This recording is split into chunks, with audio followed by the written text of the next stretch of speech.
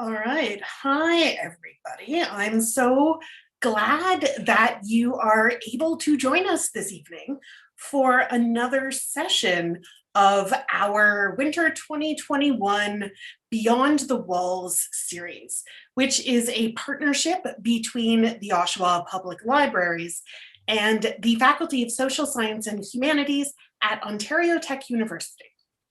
I would like to start our evening together with a land acknowledgement. We are thankful to be welcomed on these lands in friendship. The lands we are situated on are covered by the Williams Treaties and are the traditional territory of the Mississaugas, a branch of the Greater Anishinaabe Nation, including Algonquin, Ojibwe, Odawa, and Potawatomi. These lands remain home to many Indigenous nations and peoples. We acknowledge this land out of respect for the Indigenous nations who have cared for Turtle Island, also called North America, from before the arrival of settler peoples until this day. Most importantly, we acknowledge that the history of these lands has been tainted by poor treatment and a lack of friendship with the First Nations who call them home. This history is something we are all affected by because we are all treaty people in Canada. We all have a shared history to reflect on, and each of us is affected by this history in different ways. Our past defines our present, but if we move forward as friends and allies, then it does not have to define our future. Our practice in these events is to turn our attention to our guest, who will speak for roughly 20 minutes. We'd appreciate it if everybody could please keep themselves on mute during this time. Afterwards, we turn the remainder of our time over for questions and discussions, and you are welcome to unmute yourself to participate in that, and you are also welcome to put any and all of your questions in the chat.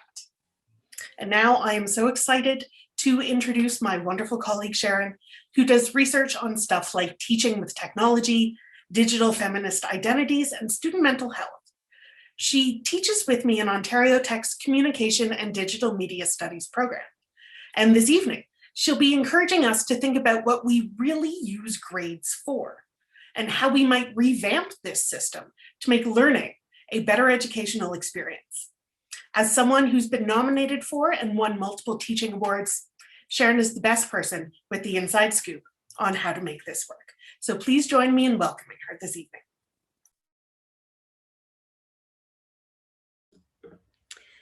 Thank you, Andrea. You're such a wonderful colleague. Thank you for inviting me to do this, and thank you for that lovely introduction. I would like to thank everybody who showed up tonight on this Monday evening during a stay-at-home order. I'm sure you have lots of very exciting places to be other than your own home hanging out with me. So thank you for that. I also, before I start, want to acknowledge our academic colleagues at Laurentian who really are facing the unthinkable. And tonight, I'm going to talk a bit about decolonization. And this is kind of part of the shared struggle that our colleagues at Laurentian are experiencing. So before I started, wanted to acknowledge that. So I also am curious where people are joining us from, because I put this out on Twitter. So I'm wondering if you can just throw in the chat where you're coming from. I would love to know where everybody is, because I think it's kind of all over. Denver, oh my goodness. Holy. Come on, California. This is awesome. Okay, so we're like everywhere. Oh, and people are in my home in Massachusetts. That's amazing. Okay, so we have a very broad and all-encompassing group tonight, a very international gang. So thank you for that. So tonight we are going to talk about grades, and we're going to talk about not grades. And I'm going to give you a sense of what it's like to be in my classroom. So what it's like just for a moment to be a student of mine. And I can see that there are a bunch of my students here and you're warming my heart. Thank you so much for showing up and being part of this. So the first thing I'm going to ask you, all my students will know that I start all of my classes with a ridiculous poll. So I'm going to ask you this. What is the worst grade you ever got? Like ever in your life? Could be elementary, could be high school, could be university, whatever. Oh, this is really good. Oh, we have a good group. You people are fun. I'm going to give it a second. There's about 80% of people who voted. And then I'm going to share the results. You people are awesome. 44% of the people in this Zoom room have gotten an F. And that is amazing. That's so awesome. So, okay, so there's what, like 200 people here or something.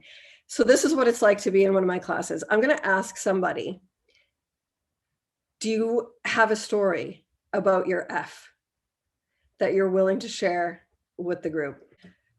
Who is willing to share an F story? Out of 200 people, somebody is bound to be okay with sharing a story. I'm going to look in the chat.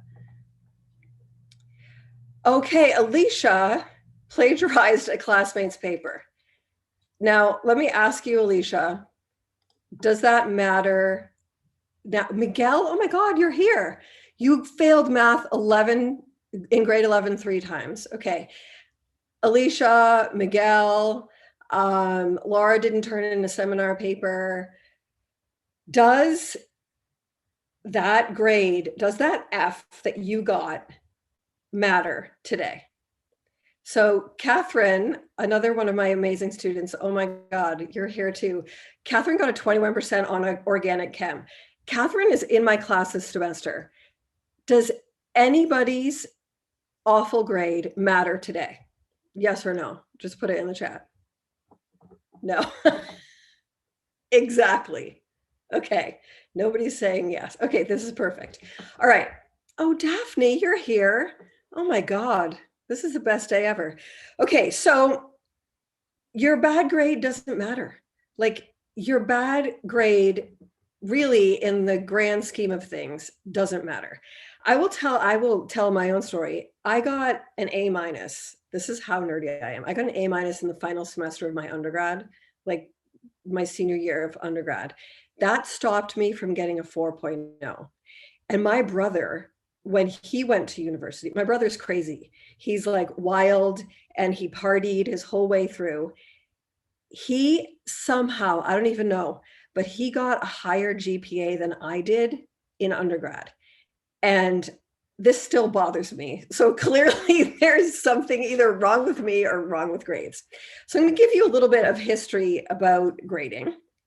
And grades are kind of more or less a 20th century invention. Until 1897, universities had public exams. They were kind of like a debate or like a thesis defense, which obviously we still have thesis defense.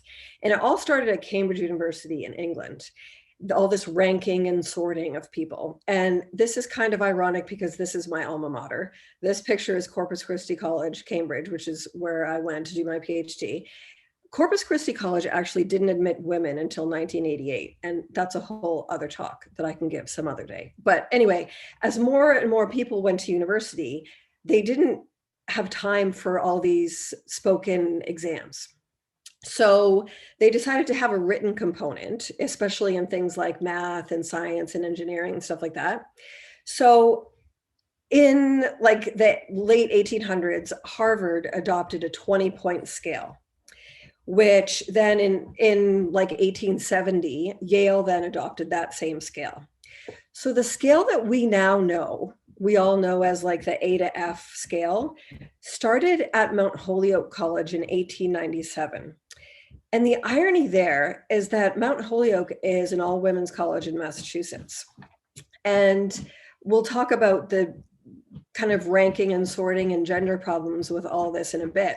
But I have been in school since the 70s, and I haven't left. Like, I started in the 70s and I'm still in university. Like, I'm just on the other end of it. And this has given me a lot of time to think about grades. I mean, I'm only 21, so there's kind of an anomaly between being born in the 70s and only being 21. But anyway, why do we need to care about assessment and grades, especially at the university level? Like, why do we even care about this? Well, grades are important because students need to get into grad school. Maybe this is a good reason. Students need to prove that they're worthy of carrying on, and there's like a gatekeeping in terms of getting into grad school, med school, law school, whatever, PhD, master's, whatever. Students also need to prove that they learned stuff. So if you do well on a test, then that shows that you learned. Students also really want to know their GPA. Like, they really want to know their GPA. I have a 17-year-old at home, and she's obsessed with her GPA. And I'm like, yeah, I can't even remember what the number is. But she's like, I have a 3.98 or whatever. I'm like, okay. So the other reason maybe grades are important is because grades motivate students. Students are like, I'm going to get the A. I'm going to get the A minus. I'm not going to get a C anymore. I'm going to get the B. So maybe grades motivate students. And another reason is maybe grades are a fair way of representing learning, because all students are kind of kept to the same standard. They're measured by the same standard. So these are, like, we have grades for lots of reasons, and maybe these are some of them, but they're not. Those are really terrible reasons to have grades. They're awful reasons to have grades, and they're not. This is the whole reason why we need to talk about this. The reason we need to care about assessment and grades is equity, diversity, and inclusion, because grades don't always reflect what a student learned. Grades don't reflect where a student started and where a student finishes, because every student has a different beginning and a different end, right? And grades don't reflect effort. Like, one student could get really lucky, or maybe work less than someone else who worked really hard, and numbers kind of get jumbled up. Grades usually don't reflect creativity. There's like exceptions, of course, but usually giving a grade doesn't really reflect higher order thinking and reflection. And one of the main reasons that I hate grades is because my job is to help students succeed. And at the start of the semester, sometimes students don't know what they're doing. They're like, I don't know how to write this paper. I don't know how to do a blog post. I don't know how to do all this stuff. And so maybe they could start by like getting C's or something. And then at the end of the semester, they're like, oh, I understand. I know what to do now. And then they're getting A's at the end. But if you average all of that, then the student is punished for not knowing stuff at the beginning and then figuring it out toward the end. So we need to really reflect on how people learn and how students demonstrate that learning. So how do we reflect citizenship and democracy? How do we reflect justice, experience, contributions? And how do we decolonize education? Because so much of how we assess people in all ways is racist, it's sexist, it's ableist, it's classist, and I really want to move away from this. So another kind of thing that I like to do in my classes is to get people involved. And I'm going to ask you an anonymous question. I swear to God, this is anonymous. I'm going to put this in the chat. I'm going to put this link in the chat. And I'm going to ask you the question here. Just click on that link and it's going to take you to a website. The question is, what are you addicted to? You can put in as many answers as you like, but I would appreciate it if you don't do anything. So don't say anything rude. Okay, people, this is like the public library. And I feel compelled to ask people not to be rude because a lot of my friends are in this call and a lot of my friends are of questionable character. So I'm going to ask you, keep your answers clean, please. And I'm gonna take myself to that website too.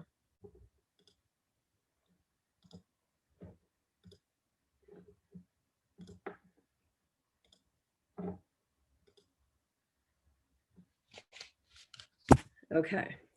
So lots of people are addicted to food type things. Wow, y'all are coffee drinkers, huh? Um, cool. Okay, so we're like, you can kind of be a voyeur and look at here and see what people are addicted to. Mostly caffeine, food. Um, no one's done anything terrible or scary. Okay, this is good. So you're not alone. Everybody is kind of addicted to something, right? So coming back to the notion of being addicted to stuff, I'm going to suggest that our culture, our educational culture anyway, is addicted to grades. All of us, students, faculty, staff, employers, people hiring students when they leave, parents, everybody. We're all addicted to grades. And if you think about what addiction is like, and I'm stretching this a little bit, I'm stretching this metaphor, but you see where I'm going here. People do really weird stuff when they're addicted to things. Like I drink like 2 cups of tea before I even function on the daily. And if I didn't have a cup of tea in my house, like if I didn't have tea or like milk or whatever, I would actually drive to go get it. Right. So people do unusual things for stuff they're addicted to. They'll cheat, they'll lie, they'll steal, they'll cry, they'll have a tantrum. So you can imagine that I've seen students do things like this. So grades tend to encourage people, like both faculty and students, to focus on the grade rather than the learning. Even our learning management system amongst faculty at universities focuses on grades. We have Canvas at Ontario Tech, and in Canvas it's called speed grading. So that online grade book in Canvas is, do you remember like when you were a kid and you were in school and your teacher had that red book that was kind of like a big long spreadsheet, and there were like he or she would fold over the page so you could still see everybody's name, right? We still have that in university. It's just digital now. It's just web-based. So we're operating in a system that really perpetuates this addiction. It's set up to cause, support, and encourage this. And the research shows, the Scholarship of Teaching and Learning research shows that if a faculty member gives a student a grade and feedback on the grade, the student focuses on the grade. So I could write like 2 pages to a student on how they could improve or what they did well or what they did poorly or what they need to do next, but they don't really read that. All they want is the grade. That's what they want the most to do with. So it's like, okay, well, okay, we know that grades are a problem in terms of equity, diversity, inclusion. We get that. So now what? Like, what do you do? Like, what do I do in my classes? There's a variety of solutions to this issue. And I've been practicing all kinds of different ones, some that have been better than others. One of them is feedback. I give super detailed feedback, and my students who are in this Zoom call, you can attest to that. I saw the students years ago were paying more attention to the grade than the feedback. So I just said, all right, well, no more grade. I'm just going to give you the feedback. So then you have no choice. Like you just have to focus on the feedback, right? So it lets students focus on that rather than being detracted by the quantitative measure of a grade. I also, when I do have a rubric, I let students create the rubric, or I work with students to create it. So I'll say, okay, how many points do you want for, I don't know, I'll pick something simple, like how many points do you want for grammar? How many points do you want for analysis? How many points do you want for your APA references? Stuff like that, right? And that gives students autonomy and agency over how they're assessed. So that really works. Another one I do is peer assessment. And I have students submit their work into our Google Drive. And I do that for a bunch of reasons. Partly, I mean, our university pays for the Google Suite, so we might as well use it. Also, a lot of employers use the Google Suite, so I want students to have experience with that. And also, if students put their work in a common place, they see each other's stuff. So like, oh, that one was really good. I might try something like that next time. Or, oh, I liked that and I'm going to try this. Or they kind of get that sense like, I want to step it up a little bit because everyone's seeing their work. And really, that is not unlike the academic environment where our academic work is published, it's peer reviewed. It's really the same thing. It's not really voyeuristic. It's what academics and many professionals do. Another is contract grading. This is a little bit like a rubric, but kind of different. Contract grading is like, okay, to do an A, you have to do this, this, this, and this. Like show up to 90% of the classes, you have to comment on a certain number of things, you have to submit 8 out of 10 assignments or whatever. So that's kind of like a contract grading. Another thing, one of the biggest things I do along with feedback is self-assessment. And I ask students to submit a self-assessment to accompany their major assignments. For example, my students in my 4th year NVC class that many of my students here have just finished taking with me, they do a major project in this course. And then when they submit the project, I ask them to submit kind of it's almost like an artist statement. So if you were to consider the project that my students do, consider that like a piece of art. And then I ask them to write this statement that accompanies their piece that says, this is how I met the requirements. This is how I approached this. This is how I feel about it now that I'm done. And I ask them, did you do anything different or creative? Did you take any risks here? Did you try something and it totally like blew up in your face? Well, okay, that's fine. You don't get penalized for that. The other thing I do, and I just did this today, Manal and Daniela, a bunch of students who are in this call that are in my 4th year class right now, I ask students, what grade do you think you deserve in this class? I just sent that form out this morning. I sent a Google form and I ask a series of questions. Did you show up for class? Did you engage with your classmates? I have I don't know, it was probably about 8 questions. How do you feel about your project? Did you comment on your colleagues' work? Stuff like that. And I asked them, what grade do you think you deserve in this class? And I will tell you, all the years that I've been doing this, I've probably been doing this for probably 4 years, maybe 5 years now. I have only once lowered a grade. I've only ever raised a grade for a student. Students tend to be a little bit self-critical. And so I'll be like, come on, man, you're not getting a B in this class or whatever. And I had one student who really didn't deserve an A+. The student said, I think I want an A+. And I was like, no, man, I think we need to talk about this. We set up a Zoom meeting and the student was laughing and said, well, I just figured I might as well ask. So we had a conversation. It was great. So we had that rapport going on. The other thing that my colleague, Dr. Joelle Rodway at Memorial University does, and she's doing this, she started it today, is she does grading conferences. This is super time consuming. I don't know how she's fitting this into her life. I hope her classes are smaller than mine, but she meets for a set period of time with each student and talks about how was your work? How'd it go? What do you think you need in this class? What do you think should go in your transcript?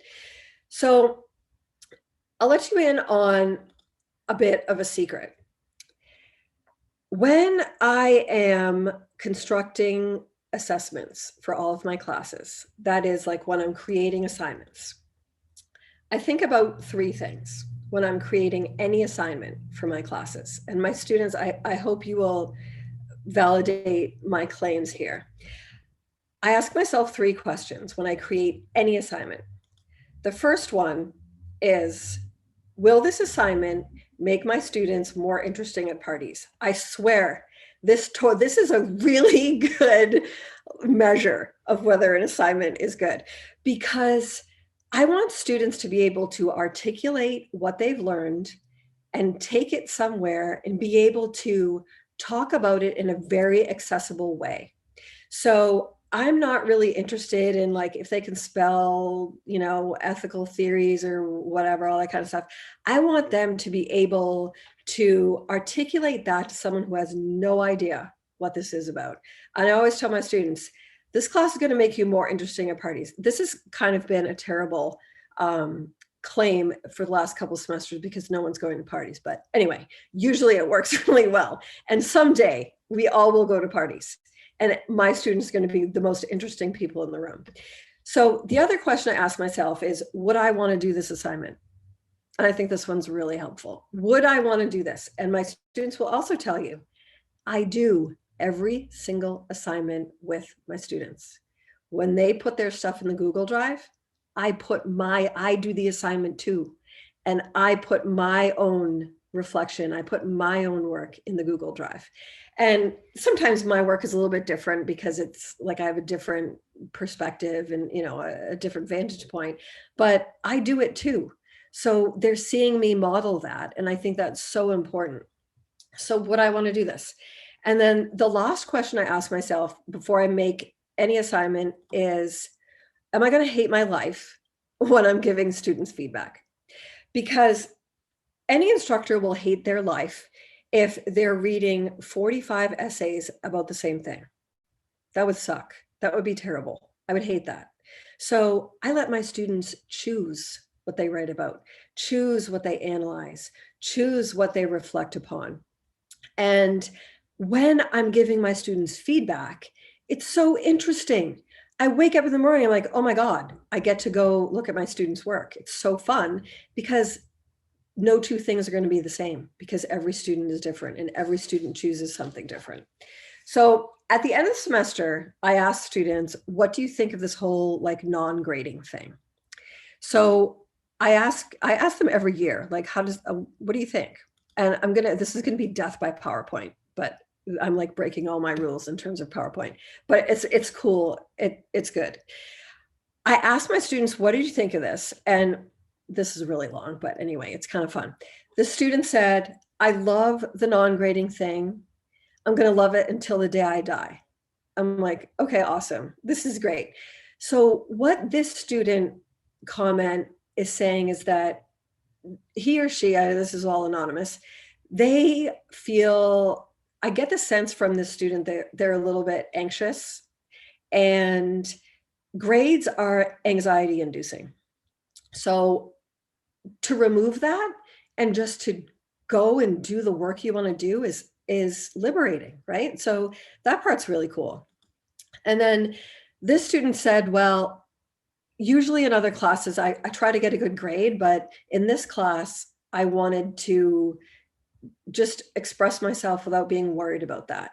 So I read this one, it's like, this student said they want to be the highlight of my university experience.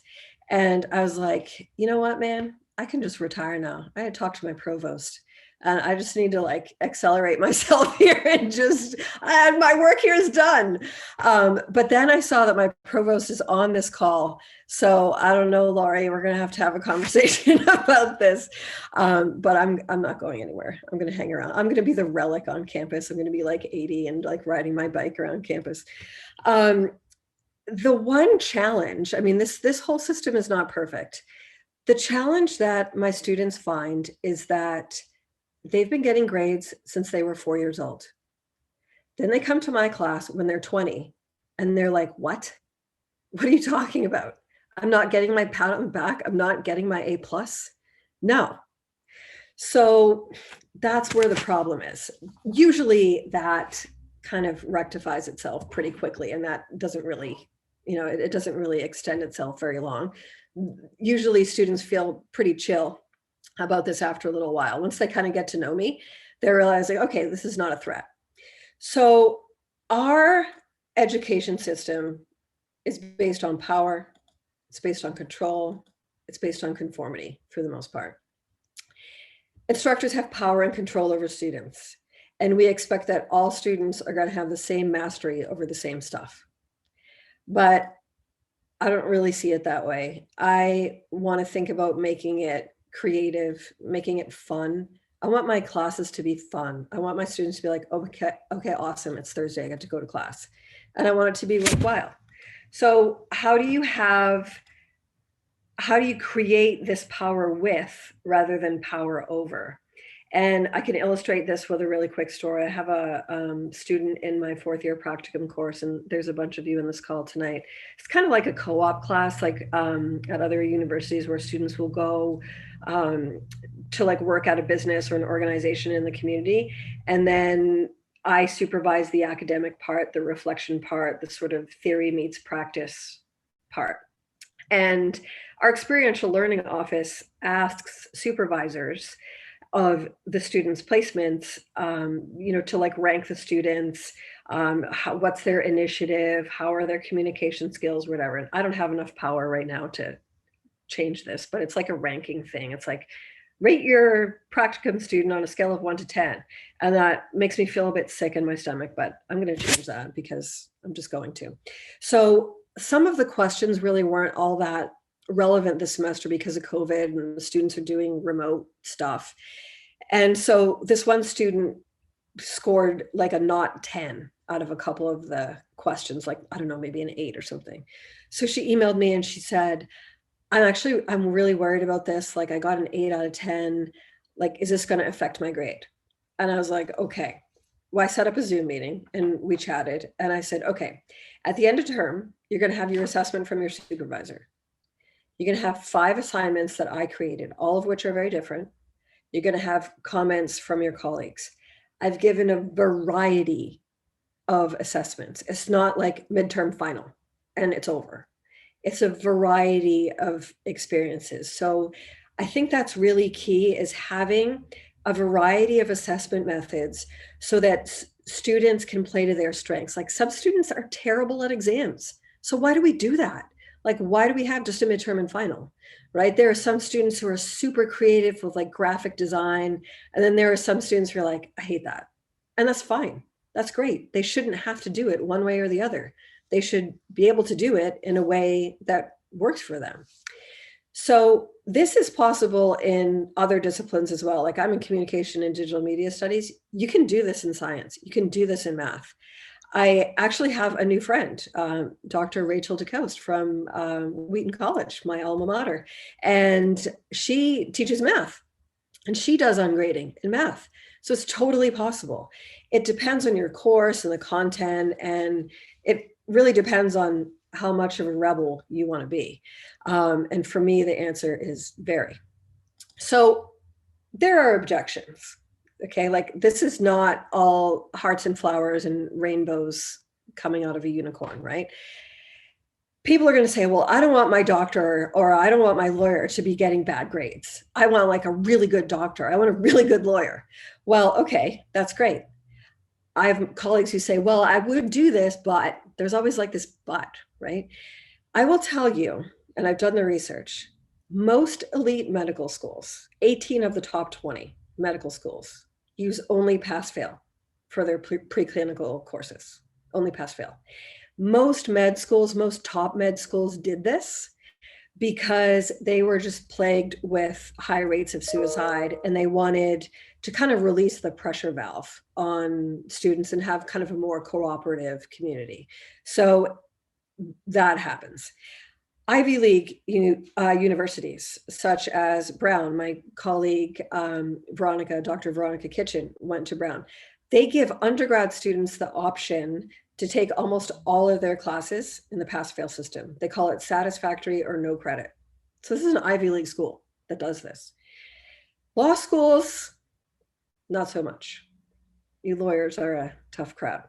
So Harvard actually moved from like the A to F thing to honors, pass, low pass, and fail. It's basically the same as A to F. Yale did the same thing. Stanford did the same thing. But here's the thing. These law schools changed the numerical grade to a word. So instead of an A, it's honors. Instead of a like B, it's a pass. Instead of a C, it's a low pass, right? So that shows a little bit of a desire to move away from this ranking and sorting. But at the same time, they're still white knuckling onto this ranking, onto this grading and assessment and kind of one person being better than the other. So it shows a little bit of discomfort with grades, but it also shows like a hanging on to this, with a tight fist. So when, at the end of the semester, throughout the semester, when I give my students assignments, I really shifted from the protocol of saying that I'm grading. It's end of semester. I have like 999 projects to give students feedback on, but I never ever say I'm grading. Like people say like, oh, it's like teachers are like, oh my God, I have to grade all these essays. Well, you know what? I don't. I give students feedback. And it feels so different to say, oh, my writing group will say, oh, what are you working on? I'll say, oh, well, I'm not writing today. I'm giving students their feedback. And it feels so different from like, ugh, I'm grading. And students they're on the other end. They're saying like, oh, well, they're not getting a grade. Like, oh, I'm getting feedback from Sharon on this assignment. And that's cool.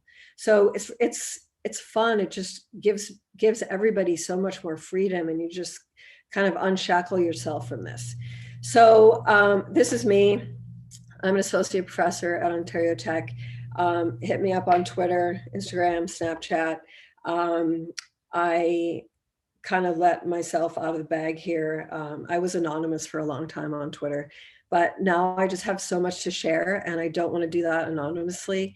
I want to do this advocacy in the name of students and in equity and diversity inclusion. So this was so fun. I really appreciate everybody being here when you could be, out partying. So thanks for joining me. I would love to take questions or have conversation.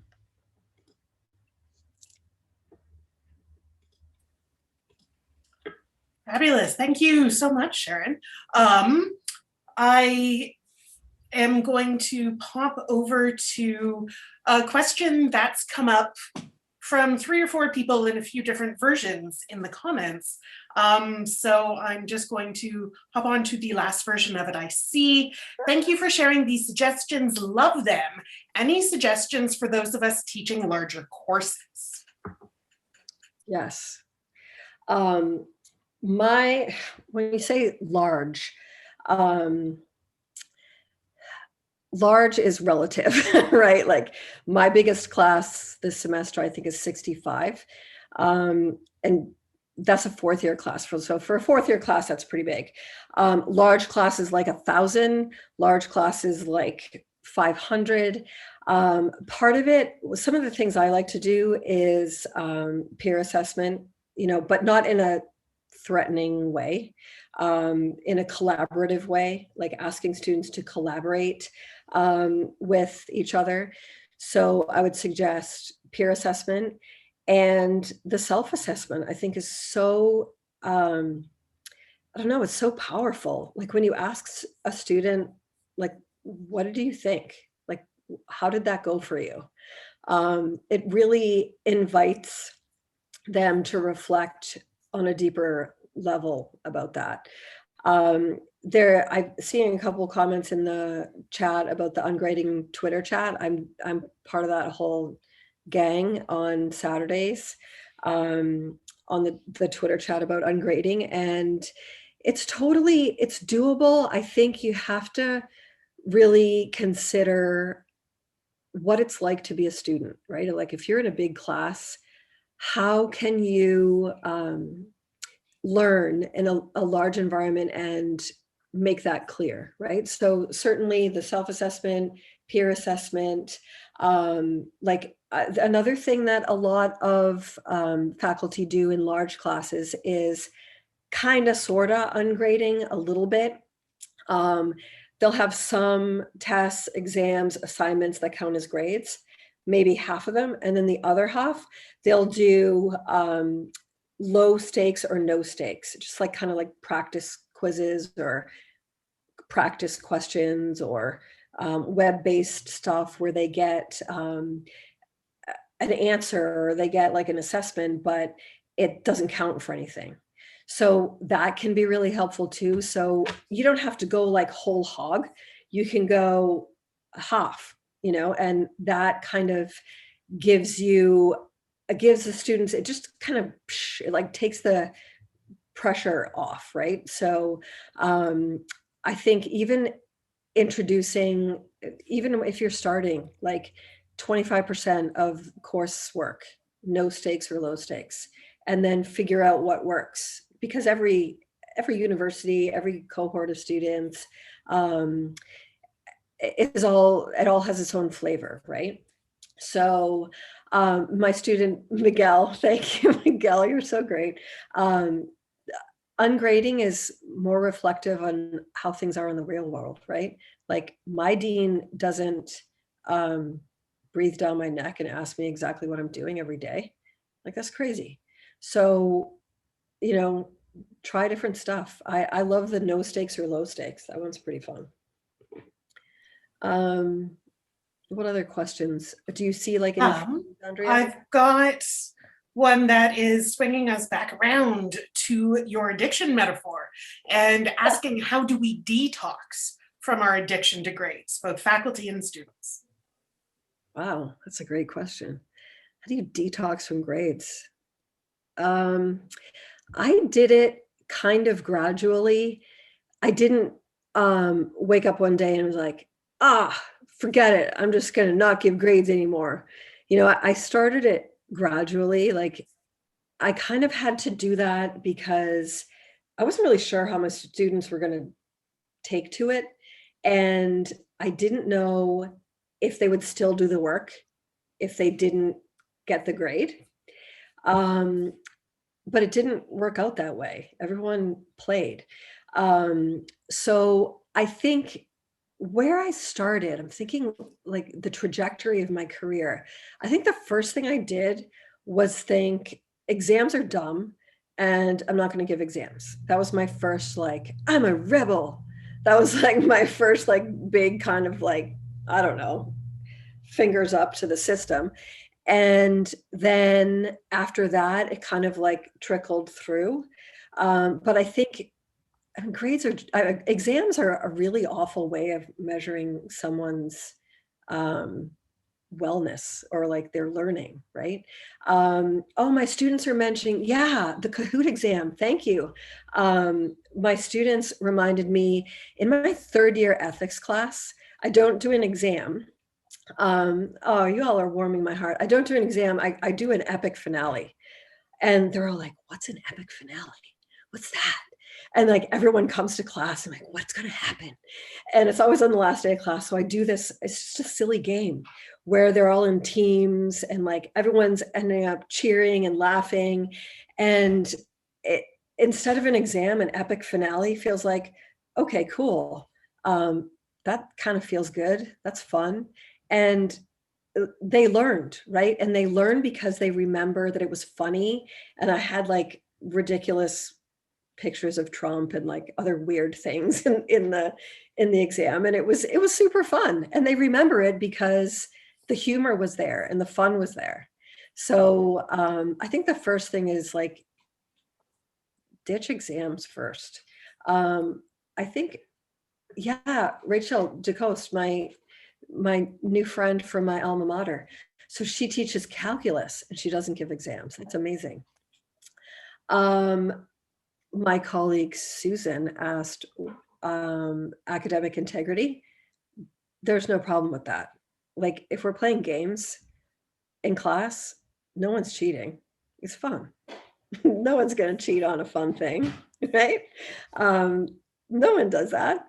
Like, well, I mean, my kids cheat at Catan and Monopoly and stuff like that. But you know, when we're doing it in class, in university, it's fun. And there's like, it's this crazy, like, I don't know, it gets loud and funny and it's really enjoyable. So I haven't had any, there's no cheating. That does, I mean, I don't think I'm being naive in thinking that, but it hasn't in my estimation. Folks are asking a few different versions of a similar question. If you notice any trends in how students self-assign themselves grades that are related to demographic factors, so various levels of socioeconomic privilege, gender, and if you see stuff falling out along any lines like that. Yes. Um, it's hard to quantify that because I don't ask like, what is your ethnicity? What is your age? Are your parents immigrants? Like, are you a first gen student? Like, I don't ask these questions. So I can't, my answer is going to be more anecdotal than quantifiable. But generally speaking, I find that women are very hard on themselves. And this is something that I relate to in my own gender issues. But I have a lot of women will say, well, I don't want to be greedy. I don't want to like toot my own horn. I don't want to, um, so there's a little bit of that. Um, and I find that students are very, um, just very respectful, and they're afraid to ask for too much, right? Um, I sometimes students who are in first generation situations are like they might be experience something really punitive if they don't get the A, if they don't get the A plus, right? And so I've had students say to me, like, my parents are going to lose their minds if I don't get an A in this class. Like, what can I do? Like, okay, well, let's work on this. We're going to figure this out, right? And so that invites a whole other conversation. But I find a lot of times as first generation students worried about asking for too much and women asking for too much. Um, that's my anecdotal answer. But I always tell students, like, it's okay to want good things in your life. It's okay to feel like you worked really hard. And it's okay to feel like you had a meaningful experience. And it's okay to say that your grade on your transcript reflects that meaningful experience. That is actually a fantastic segue into the next few question threads that I wanted to pull together of people who are curious about these sort of nuts and bolts when it comes to putting something on a student's transcript. Yeah. Right? So what is the actual thing that shows up on the administrative side as a result of this process? Yes, so that's a great question. I realize I didn't cover a whole lot of that. So today, for example, this morning, I got up before 90% of the world and made a Google form for all my students to fill out. And I asked them, like, how did you relate with your classmates? How was your project? How was this? How'd that all go? And then I say, even though I haven't given you a grade throughout the semester, I've given you tons of feedback, like extensive feedback.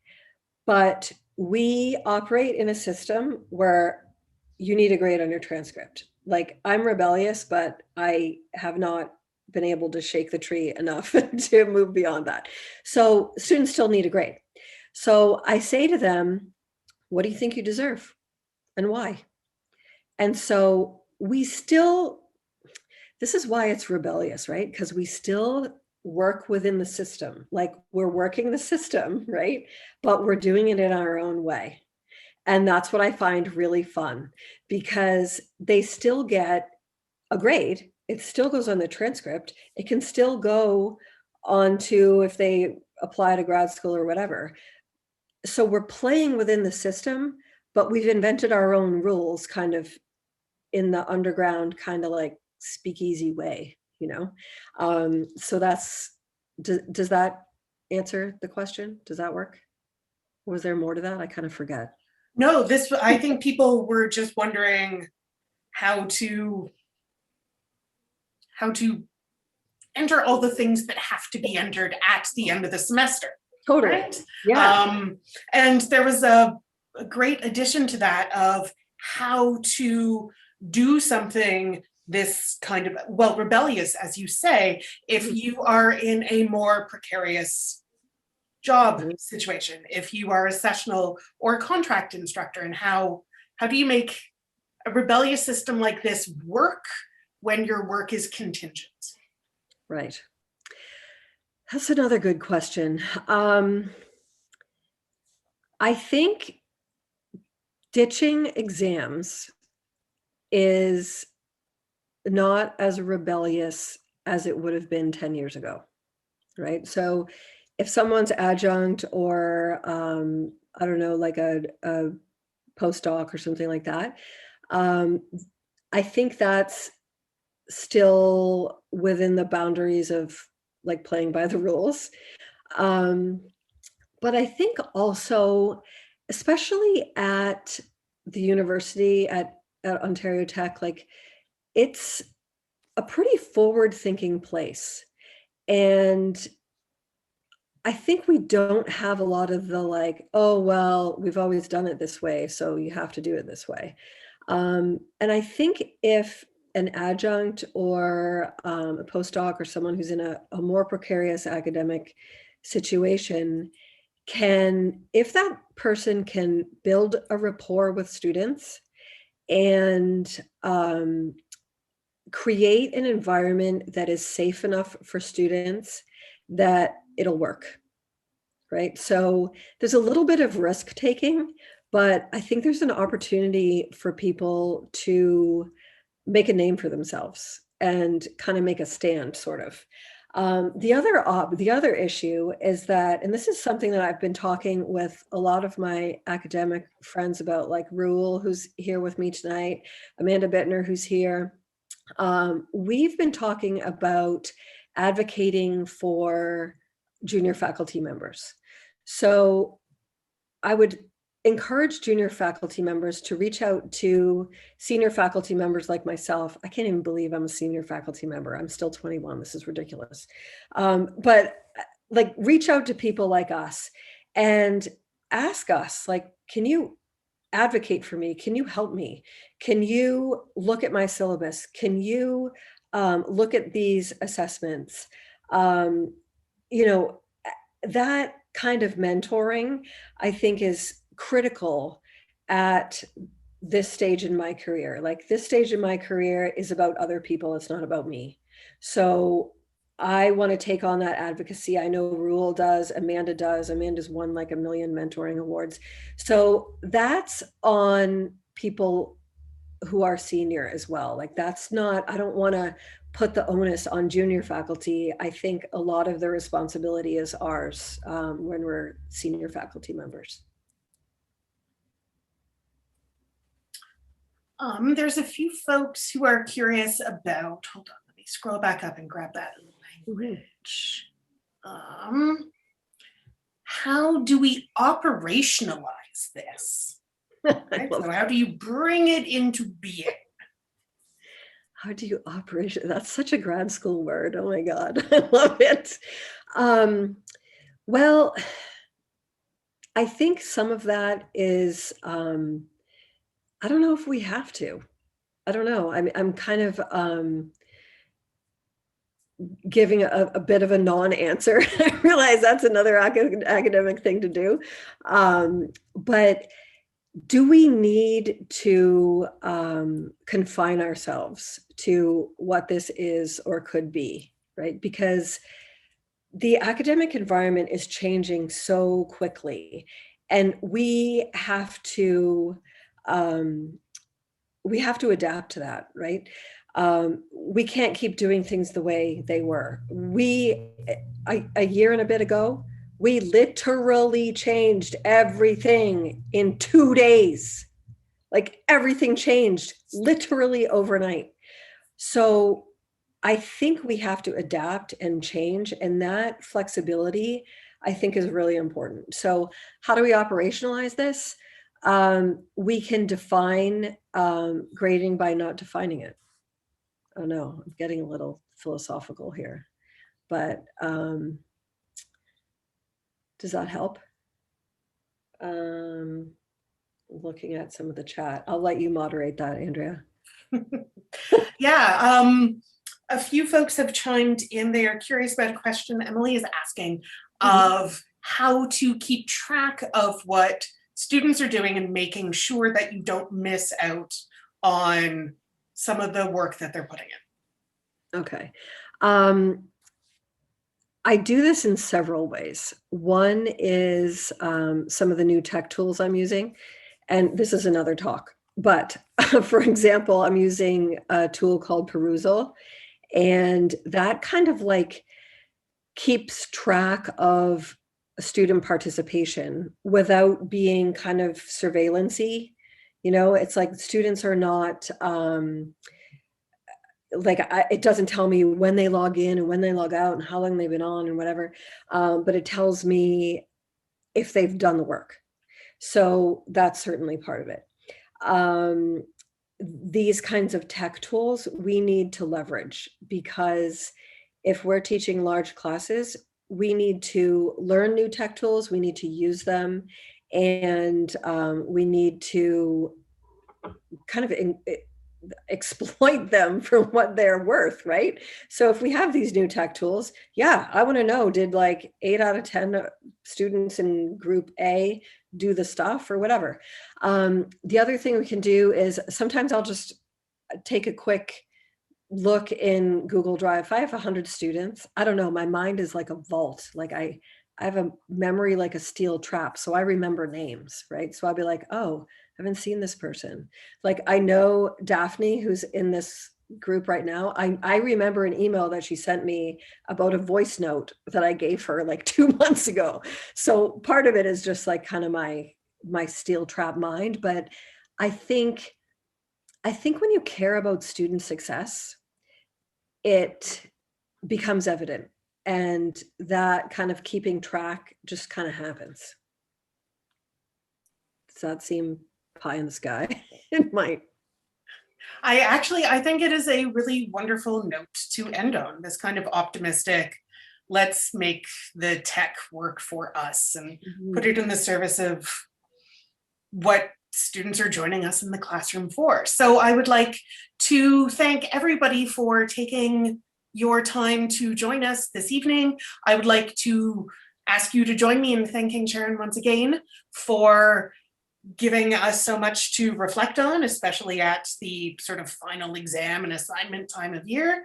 And I am looking forward to seeing everybody at our next and final talk in 2 weeks about video games and crime. So thank you so much, and I hope everyone has a fabulous rest of your day or night, depending on where you are. Thanks, folks. So great to see so many of my Twitter friends and my students and my writing group. Oh my God. Thanks. Thanks, Andrea. Good night, everyone. Thank you. Good night from the library.